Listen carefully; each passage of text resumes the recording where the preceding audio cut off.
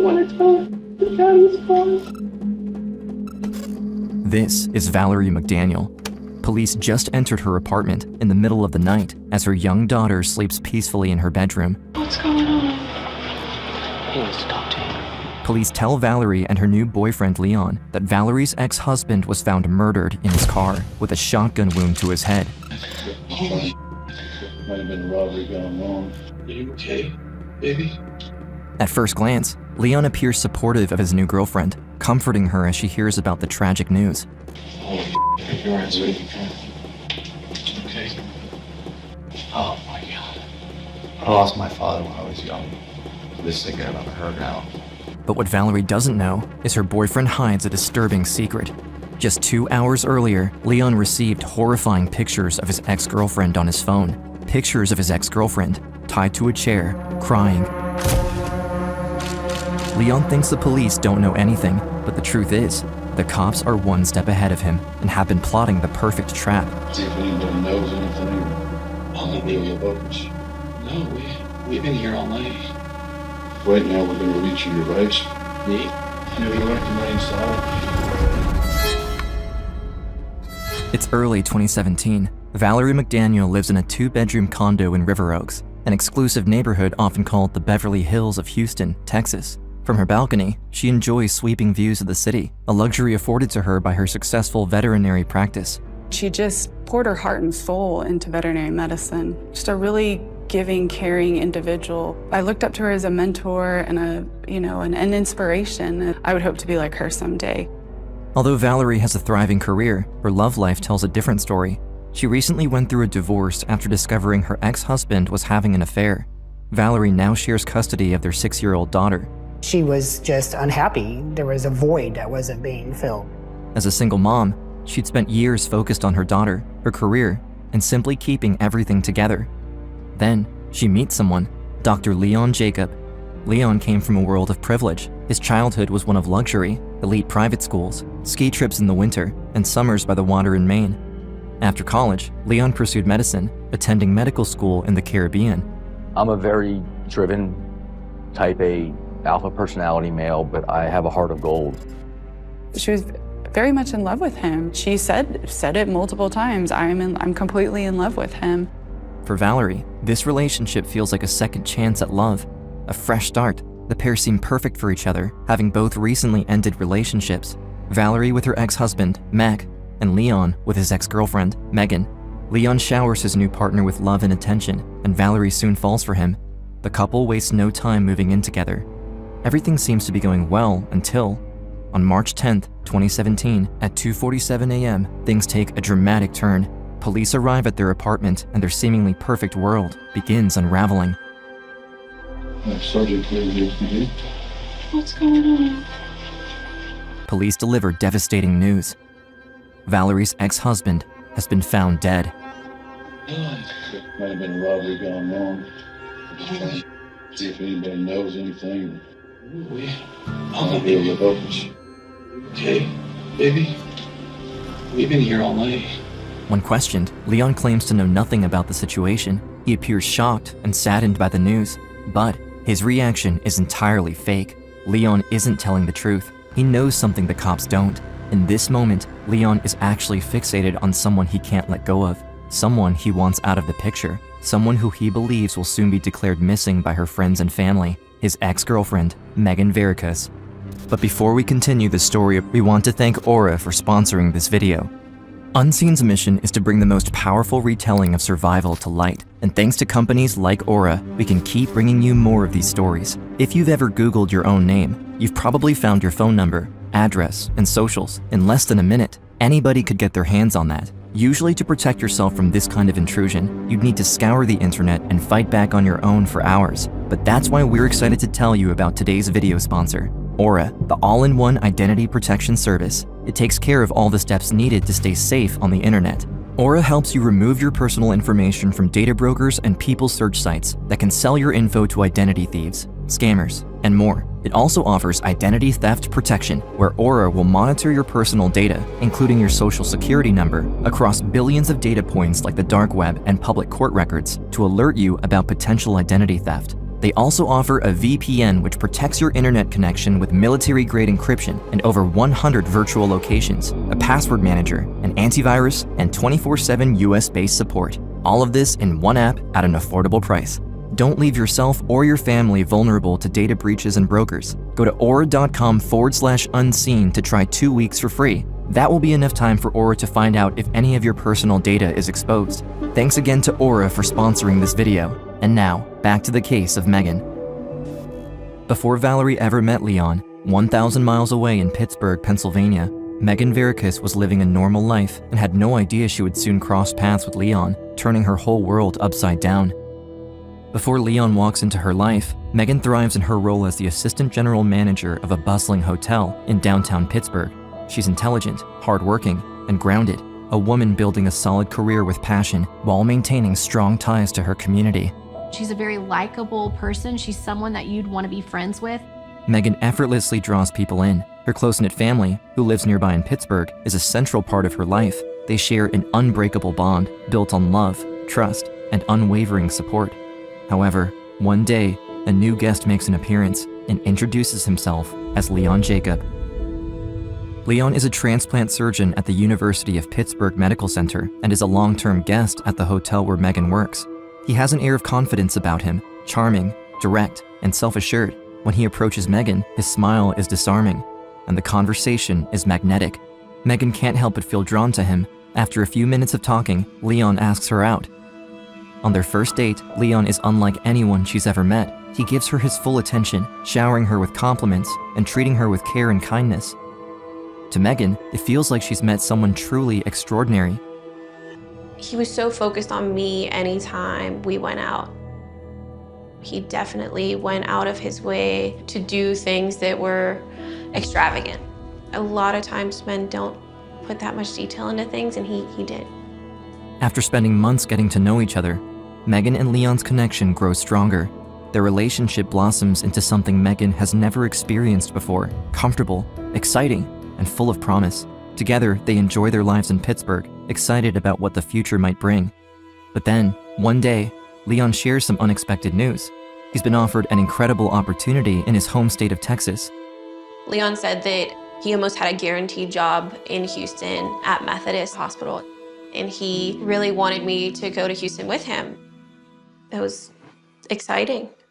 Meghan has everything in Pittsburgh, a career she's worked hard to build, her family, her friends, and the deep roots she's planted over the years. But with Leon offered an unmissable opportunity to complete his medical residency in Houston, everything changes. Leaving behind her entire life, she packs up and moves to Texas for him. It's not an easy decision, but Meghan doesn't want to give up their potential future together or risk that Leon gives up on his dream of becoming a doctor. For Meghan, it's a leap of faith, a choice to follow her heart, even if it means walking away from everything she's ever known. I loved being with Leon. We had a nice life here. I got a job about 10 days after moving here. I'm starting to make new friends here. His mother had this pool, and on the weekends we spent time there, and his brother came over, and even though I left my family in Pittsburgh, I had this new family. At first, everything is perfect. They easily settle into their new life. Meghan adjusts well to Houston and her growing family after having an adopted puppy together. But soon after they settle in, things begin to change. Leon had claimed to have a secure job lined up, residency at a local hospital. However, as months go by, Meghan notices that she's the only one working to pay the bills, while Leon spends most of his days at home, drinking and unemployed. Day after day, Meghan goes to work, carrying the financial burden of their shared household, while Leon explains to her that he's still looking for a job. Leon wasn't doing the job that he said he was here to do and that he trained for years to do. Despite his repeated claims that he is actively pursuing a role at the hospital, nothing changes. Over time, it becomes clear that Leon's promises are not matching his actions. It's now January 12th, 2017. Around 6 p.m., Meghan has just gotten off work after a grueling 10-hour shift. Tired, she arrives at the apartment she shares with Leon, but to her surprise, the place is a mess. Clothes and dishes scattered everywhere, nothing in order. I said, well, you were here all day, and this just doesn't seem very fair to me. That's when everything changes. The man she thought she knew, the one who had once been so charming, vanishes in an instant. Leon's expression hardens, and he begins yelling. calling her names she never expected to hear from him. Meghan barely has time to react before he storms into the bedroom, pulling her clothes from the closet. He drags her belongings to the balcony and throws them outside. She stands frozen, trying to process what is happening as his rage continues to escalate. He then grabs a cup of tobacco spit and hurls it across the room at her, the contents splattering everywhere as he continues his tirade, berating her relentlessly. It's like he is someone else entirely, a side of him she has never seen before. It was not who I thought he was. Meghan is beyond shocked. It's like staring at a stranger. In that moment, it becomes clear that she needs to leave him. She grabs her own bag and begins packing what's left. She has no plan, no destination, but she just knows she can't stay. Meghan moves toward the door holding her bag and their dog, but Leon refuses to let her go, blocking her path. His hands come down on her, trying to prevent her from leaving. She struggles and screams, doing anything she can to be heard. I was trying to scream and trying to make as much noise as possible so that the people downstairs would call the police. Then, he strikes her across the face. Meghan is stunned. This is survival, and she needs to escape. With everything she has, Meghan fights back. She lands an elbow in Leon's side, forcing enough space to break free. Out the door, down the hall, she bolts to the car, clutching their dog in her arms. But Leon isn't far behind. He chases her down the driveway, shouting threats. He's pulling on the car door. I'm pulling on the car door, and he was like, if you don't give me the dog, I'm gonna punch you in the window. Leon manages to grab the dog, wrenching it from her arms. Meghan tries desperately to grab the dog back, but it's too late. She needs to think fast before it escalates further. All she can do is escape. She speeds away, finally free, or so she thinks. Unsure where to go, Meghan drives to a coworker, who is also a new friend, and arrives at her door in a panic. Her face was blotchy, marks and things like that around. She started crying. I closed the door, broke out tissues. She looked afraid and in disbelief that something like this happened to her. As they talk, Meghan's phone buzzes with a never-ending stream of messages, all from Leon. His obsessive need to reach her is unrelenting. It was just non-stop emails, phone calls. In the days that follow, Meghan tries her best to steer clear of Leon, but his overwhelming calls and texts don't stop. Soon, emails start flooding in from an account ominously named Leon Loves Meghan. The escalation quickly results in him stalking her. As he starts showing up at her workplace, even spotting him following her around town. Even more distressingly, Meghan discovers that Leon has drained most of the money from their shared bank account. And when she returns to the apartment to collect her belongings, every piece of furniture, every trace of her life there, is completely gone. Desperate and shaken, Meghan turns to the police. She files for an emergency protective order and for assault charges, hoping this will protect her against Leon's growing obsession. I did file criminal charges for assault on a family member.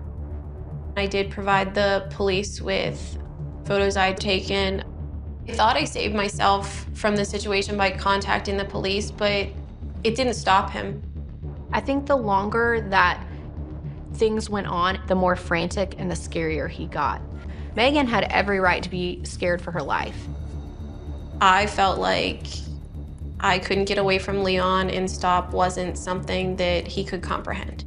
Leon's stalking becomes so intense that Meghan's work even takes action.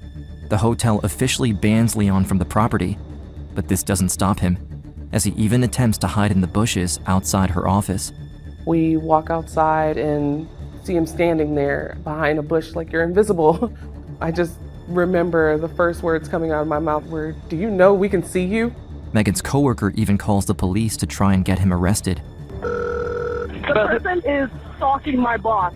So when we came out of work just now, he tried to duck down and then got in his car and tried to leave. In mid-February 2017, Leon is arrested and officially charged with stalking, a felony offense. I kind of had a sense of relief for the first time that I could just live normally, at least for a day or so. But this victory will be unexpectedly short-lived. Unfortunately, Leon won't stay in prison for long awaiting trial, walking free on a $75,000 bond. But what Meghan doesn't know is that Leon didn't pay his own bond. Someone named Valerie McDaniel did. It turns out that the whole time Leon has been harassing his ex Meghan, he has, at the same time, started dating Valerie McDaniel. When he had met Valerie, the truth was that Leon's life had been unraveling. He was unemployed and reeling from his recent breakup with Meghan. His family wouldn't support him, and without a job or steady income, he couldn't afford rent on his own. Valerie, recently divorced and in a nasty custody battle with her ex-husband, understood Leon's vendetta against his ex and covered her new boyfriend's hefty bond to get out of jail. But despite his newfound connection with Valerie and his arrest, Leon remains fixated on Meghan. Leon has built his identity around being an ambitious, charming, and kind-hearted doctor, but the truth is far less glamorous. Though he pretends otherwise to Valerie, Meghan, and everyone else, Leon has many skeletons in his closet. He has carefully hid his long history of domestic abuse, stalking, and violent charges against past partners, as well as other criminal offenses, all of which he weaseled out of using expensive lawyers and technicalities. He wasn't even a real surgeon. He had been kicked out of multiple residency programs for unprofessional, incompetent, and disrespectful conduct. And, after a failed lawsuit, was never officially licensed. A guilty verdict in Meghan's case would guarantee he'd never work as a doctor in Texas or anywhere else. Leon's dream of practicing medicine is slipping through his fingers, and he will do anything to escape justice yet again. For Leon, Meghan isn't just an ex-girlfriend or the one who got away. She is the one person standing between him and the life he thinks he deserves. In Leon's mind, if Meghan were gone, the stalking and assault charges against him, the only thing stopping him from becoming a doctor, would disappear with her. The longer these charges lingered, the more concerned that Leon was about his reputation. It's now February 23rd, 2017. Leon's harassing texts and emails to Meghan haven't stopped. Worse, she knows he's out on bail, but she doesn't know what he's capable of or what he's planning in secret. Leon decides to take Meghan out once and for all. He gathers nearly everything he has, $5,000 in cash, 2 Rolex watches, and his laptop, and contacts a man who calls himself Zach, a former US soldier turned hitman. The two arrange to meet and discuss the plan. The location, Leon suggests a local Olive Garden in Houston, Texas. It's now March 7th, 2017. Leon arrives at the Olive Garden, but surprisingly, he's not alone. He's brought his new girlfriend, Valerie, who has her own request for Zach. Valerie's ex-husband shares custody of their daughter and had an affair during their marriage. Valerie claims he's been causing problems and asks Zach to handle him permanently. The hitman agrees, but there's a price, $10,000. He suggests staging her ex-husband's death as a robbery gone wrong. Valerie writes Mac's name and address on a napkin, hands it to Zach, and offers her wedding ring as a down payment. Leon then proposes a chilling method for killing Meghan. First, a kidnapping, followed by a fatal dose of potassium chloride via injection. It's clean, it's quiet, and in Leon's mind, it's foolproof. The deal is sealed, a double homicide murder for hire. The payment is made. Now, the clock is ticking.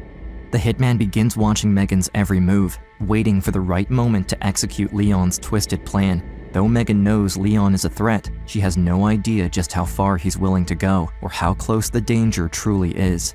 Leon Jacob seemed like a very driven person about this.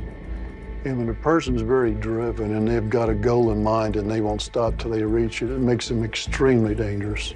March 9th, 2017, 7:42 p.m., 2 days after the Olive Garden meetup, the hitman arrives at Leon and Valerie's apartment. He steps inside, his face expressionless as he delivers the news. It's done. Valerie's ex-husband is dead.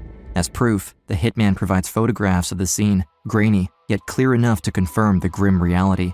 The scene is staged to look like a robbery gone wrong. No loose ends, no suspicion will blow back on the couple. But the murder-for-hire scheme isn't done yet, and the plan to take out the next target is already in motion.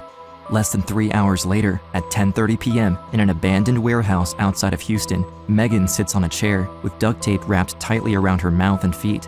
Leon's phone buzzes with photos of Meghan in her current state. I sent you something. Did you receive? Yeah, sure. Well, right now, we got her. Yeah, she's gagged and tied up and everything, but she's not cooperating. I mean, it doesn't matter. You kind of have to do it. It doesn't matter either way. Just after midnight, the job is done. Or so Leon thinks. In fact, the truth is not what it seems. While Leon thinks he's pulled off the perfect crime against his ex, Meghan and the police have actually been one step ahead of him all this time and constructed an elaborate plan to take him down. The man Leon hired to kidnap Meghan, who he believed to be a professional killer, wasn't who he claimed to be. 2 weeks earlier, Leon thought he was hiring a hitman, Zach Azza, but in reality, Zach was quick to betray Leon and do the right thing by running to the police after learning how serious the murder plot really was. However, in order to prosecute Leon on Zach's claims, investigators have to hand prosecutors tangible evidence of Leon soliciting and following through with having Meghan murdered, and build an airtight case against him. Prosecutors would face an uphill battle. Unlike direct acts of violence, murder-for-hire plots are notoriously difficult to prove, as often there is no physical evidence, no fingerprints, no DNA, no murder weapon. However, a full conviction of solicitation of capital murder in Texas is a first-degree felony with the possibility of life imprisonment. Investigators need to show very clearly not only that Leon truly wants Meghan dead, but that he actively took steps, including payment, to make it happen, that for all intents and purposes, this was a successful murder for hire. Every detail matters. However, time is also of the essence, given that Leon has made his murderous intentions clear. Meghan's life is in very real danger as long as he walks free. To gather what they need, police work with the informant and fake hitman, Zach, who is willing to do whatever it takes to help police catch Leon and protect Meghan's life. To lay their trap, police first have Zach call Leon multiple times to confirm details about the murder plot, recording every word. However, the recorded calls are just the beginning. Zach's cooperation allows police to gather critical evidence, but it will take meticulous planning and strategy to ensure Leon will be convicted. Hello? Hey, what's up, man? How you doing, buddy? Pretty good. Hey, listen, I'm gonna set up a meeting with you tomorrow so we can finish this, okay? Okay. March 7, 2017. Police and Meghan orchestrate the meetup between Zach and Leon at the Olive Garden. Leon has no idea absolutely everything about his secret meeting is being recorded through hidden cameras and microphones. Police are even stationed in disguise as civilians in case anything turns violent. As soon as we pull in, I see Leon smoking a cigarette towards the entrance of the Olive Garden. He's dressed like somebody who just got off of work. He's wearing a button-up shirt. He did not seem like a typical criminal. As the conversation continues, Leon details exactly what he wants to happen to Meghan. His words, captured on audio, leave no ambiguity. Leon proposes a potassium chloride injection, describing it as an untraceable and easy method to kill someone. This chilling revelation demonstrates his intent, his willingness, and a clear plan for murder. To make matters worse for himself, he even seals the deal with a $5,000 cash payment. But the plot thickens. Valerie McDaniel, Leon's accomplice, has her own deadly request. She wants her ex-husband dead. Are you asking how I would do it? Take his wallet, take his phone. They'll think it was a robbery. Do you know the address you live? Valerie then writes down her ex-husband's full name and address, handing over her wedding ring as an initial payment for the hit. At this point, police have enough evidence to prove intent from both Leon and Valerie, but they know it's not necessarily enough to ensure a conviction. What if a jury finds it insufficient? That's when the investigators devise a secondary plan to build an even more airtight case. They will stage the murders too. Meghan and the team decide to create fake crime scene photos, essentially allowing Leon and Valerie to think the murders they ordered really happened. They will then present this proof to Leon and Valerie in order to secure payment for the supposed murders and to get the pair's live reaction, solidifying their plot for murder in the eyes of a jury. The second phase of the operation begins with Valerie's ex-husband, Mac, meeting the Houston police in an abandoned parking lot near an old warehouse to stage his own murder. He would be willing to do whatever we needed to stage his death. Leon knew what dead bodies looked like because he had medical training. We had to make it look real. For Mac's photos, investigators create a fake carjacking and have him pose fallen over his steering wheel. They do everything they can to make it look convincing, mimicking a gunshot wound to the head. Those stakes were high because if Leon caught on that those photos were not real, our whole investigation was down the drain. A few hours later, it's Meghan's turn. The plan for her was to stage a kidnapping and then murder. In the abandoned warehouse, just outside Houston, Meghan waits for the plan to be set in motion. As the fake hitman speaks to Leon on the phone, the police prepare for the most crucial part, the kidnapping photos. They have to look disturbingly real.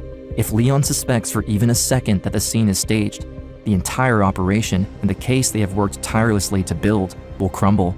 Some people wanted to just duct tape her lips, and I said, no, we're gonna do this like we're real killers. This needs to look real, it needs to look legit. They zip tied my arms and my legs. They wrapped my head up in duct tape.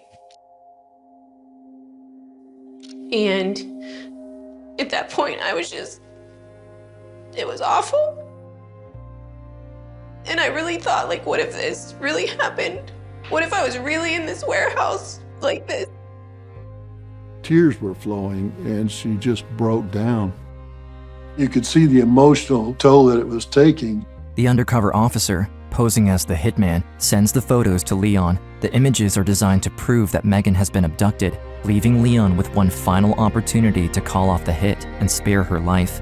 But instead, Leon doubles down, giving the order to kill his ex-girlfriend. With Leon's intent confirmed, investigators move to the next phase.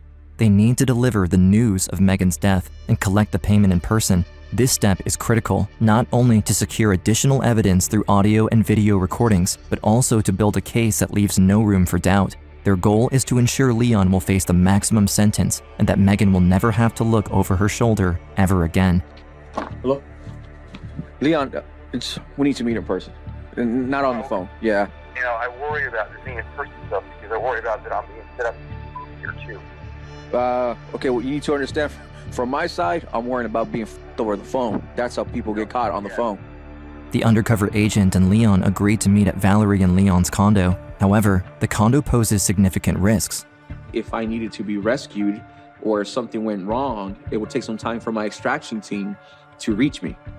But I wasn't going to stop this investigation just because he refused to meet me somewhere in public. I'm here. Okay. Yeah, good.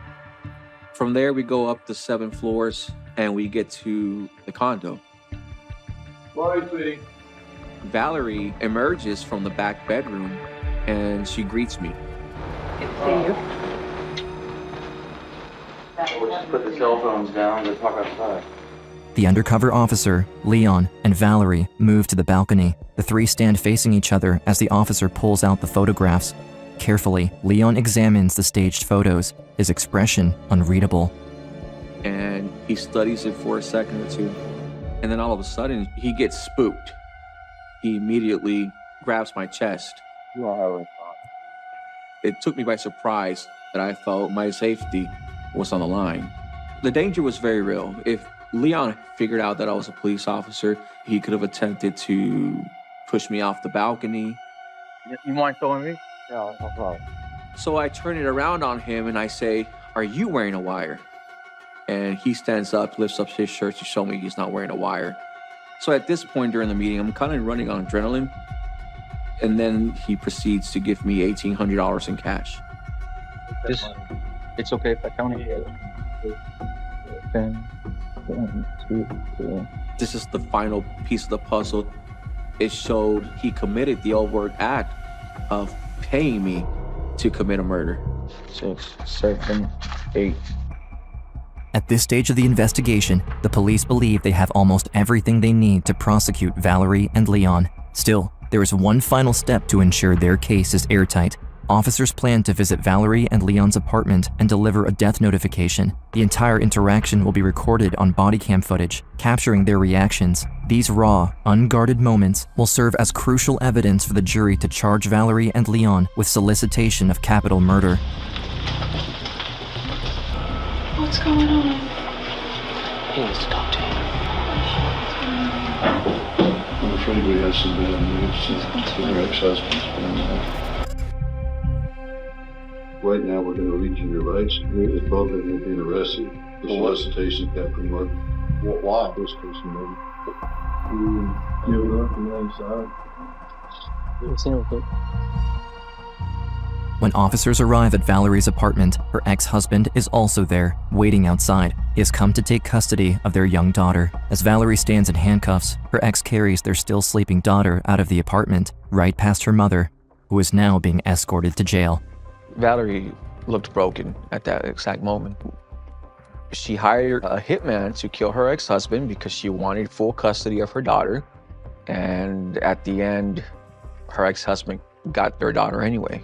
Both Leon and Valerie are arrested. Leon, with his history of stalking charges, is held without bail from the moment of his arrest until his trial. For the officers, the prosecutors, and Meghan, this is a huge relief. His first arrest and subsequent release on bond could have been deadly. Letting him post bond again isn't an option anyone is willing to risk. In Harris County Court, veterinarian Dr. Valerie McDaniel stood before the judge to answer the charge of soliciting capital murder. Valerie, however, has no criminal record and therefore is released on a $50,000 bond as she awaits trial. But just a week after her arrest, she makes a tragic and irreversible decision. 1 week after her arrest, Valerie McDaniel jumps from the 7th floor of her apartment building, ending her life. Her death shocks everyone involved in the case, leaving behind unanswered questions and a young daughter who will grow up without her mother. Leon Jacob faces trial for his actions, alone. After the charges are filed, there's still a lot more work to be done. The amount of research, interviewing people, they went to great lengths to ensure that they had every detail possible for him to go away. The prosecution builds their case around one central piece of evidence, the undercover recordings. This case was going to rise and fall on the recordings because they're not very common that we come across somebody who is willing to pay somebody to kill somebody else. The trial begins on March 20th, 2018. The courtroom is packed and everyone's eyes are on Leon. As the trial goes on, there is one person's testimony that is integral to the case. Somebody was able to actually stand up to him, and it was Meghan. I wanted to do everything possible to make sure that he could never hurt anyone again. And as hard as it was to get up and testify, I knew that I had to. I wanted to look at Leon. I wanted to make sure he knew that I was still here and I was still alive, and he couldn't prevent me from speaking. With closing arguments complete, the case goes to the jury. After weeks of trial, hearing Meghan's personal testimony and reviewing all the evidence, on March 26, 2018, the jury returns a decision after only an hour and 15 minutes of deliberation. In the state of Texas, the jury also decides the defendant's punishment. We, the jury, having found the defendant Leon Philip Jacob guilty of solicitation of capital murder, assesses punishment of confinement in the institutional division of the Texas Department of Criminal Justice for life, assess a fine in the amount of $10,000. Leon Jacob will serve 30 years before he's eligible for parole. By then, he'll be over 70 years old. I would never want him to be able to do this to somebody else, because if it wasn't me, if it wasn't Valerie, it's gonna be somebody else. And that needs to stop. I wanted the final say, his last day in court, to be me. While you sit in jail, I hope you think of me, the girl that you called poor and uneducated. Because it's because of me you will be in prison for life. You destroyed me financially and took away my sense of security, but you can do that no more. Enjoy life in prison. If one thing would have went wrong, I wouldn't be here. I can't express how thankful I am. Meghan bravely chose to stand up to Leon's abuse. She spoke out, worked with police, and cleverly outsmarted someone who thought he would never be stopped. Today, Meghan continues to use her voice, speaking about her experiences, now volunteering at organizations against domestic violence. Meghan shows that healing is possible and that even after tragedy, there is a life worth living. I draw strength from the fact that he sits in jail every day. I wasn't gonna let him get away with this. The bad things that Leon did, people were gonna find out about. He can't hurt anyone ever again. Even after everything, I'm glad I ended up here. I'm not afraid anymore.